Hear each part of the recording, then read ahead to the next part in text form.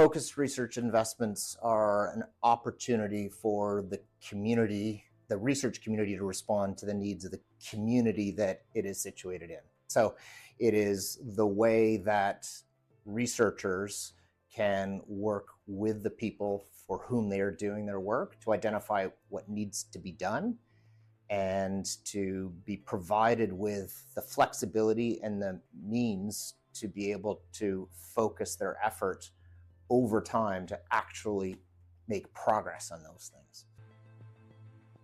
When you start something new, that's not always a criticism of what exists.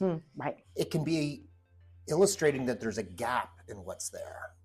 So I think one kind of common cause that we have is that that's not that what is happening is wrong, it's that it's insufficient. Yeah. And by addressing that insufficiency, you can actually elevate the rest of the parts. The academic researchers are, to a person, they want to do good work. But what we don't have in the system is an institutional or a kind of a formal method to provide them with the support and encouragement and inducement to be able to devote all of those skills that they've been working on for years to develop to support work that they know needs to be done. We have lots of different ways to fund research that is going to generate knowledge about the world and its people and the environment that we don't have, and that needs to continue.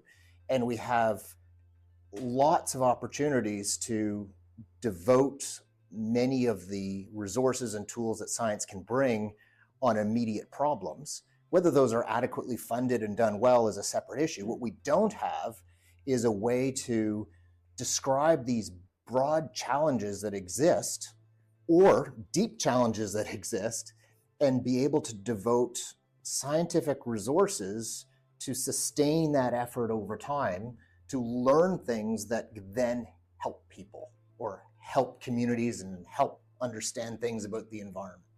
And what I began to see after, so I was in a position where I did oversight of science in a federal agency in the United States. I began to see over time that the scientists knew the potential importance of their work, and they stated it, and they called that impact. Like, I'm doing work that understands this tick-borne disease in the middle of the United States, and we know more about it now. But there was no path to taking that early knowledge and actually developing enough understanding around it to actually take it into a clinic and use it and cure a tick-borne disease. So we had this gap between the science and the solution. And in the United States, we tended to believe the market would take care of that gap. But in this moment in time, we are seeing a plummeting of trust in science in the United States by average people. And I believe the reason is we don't have programs like what I believe the FRI is, and which is why I'm here and I'm so excited about it, that actually thinks about problems that aren't going to make someone rich, problems that don't have a market incentive, right? So we have the science and we've got great ways of funding important knowledge, but we don't actually have a pathway for science to solutions for the public good. When you don't solve the actual problems that exist in their daily lives, why should they trust you? And then you say, please give us more tax dollars for more science. And I want to protect funding for science because I think it is so critical. But I also think we owe it to our communities to actually use that science to solve something. And I'll be honest with you, I have talked to a lot of people. I've talked to folks across Europe. I've been to conferences in Spain, in the Netherlands. I've talked to people all across the United States, and this is literally the only program at scale that I've seen. I'm just very committed because I think this is the example we need. We want those who are driven to be civic actors, who see themselves as having a positive role to play in their community, however that community is defined. So when we did launch, we were, I'd say, pleasantly surprised that 46 teams started with that initial step to say, here's an idea. Because this process was then going to be a kind of a co-developed, engaged process to move to the full proposal, we needed to cut that down. And so we identified 9 potential options, so essentially 9 research teams, to then move to a full description of what they could do. And that, as I mentioned, was a co-developed process. So we had someone who has a remarkable talent of engaging productively with research teams on kind of a personal and technical level, which is what it takes to help draw out from them the very best proposal that they could develop. And so here we are today, really at that pointy end of the decision-making process to say we've got 9, we can only fund 2 or 3. There's a lot of really good ideas. So this is about, yes, finding ones that we can fund through this program, but also what's the appropriate pathway to see all of that work and investment, the thousands and thousands of hours of effort that has gone into these from the perspective of these teams and their community and their partners, because it's still great work. Maybe we don't have enough money to fund it now, but there's other pathways or other times that we'd love to see this continue.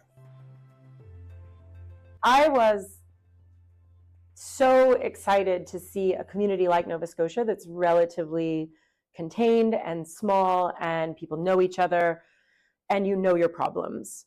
And to see people respond to this with such excitement was so powerful. Even if nothing else were to come out of this program, one of the most incredible sort of things is how excited they were to have this opportunity to actually really reach over that line a little bit and to make their own view of that problem bigger, more rigorous, more valuable.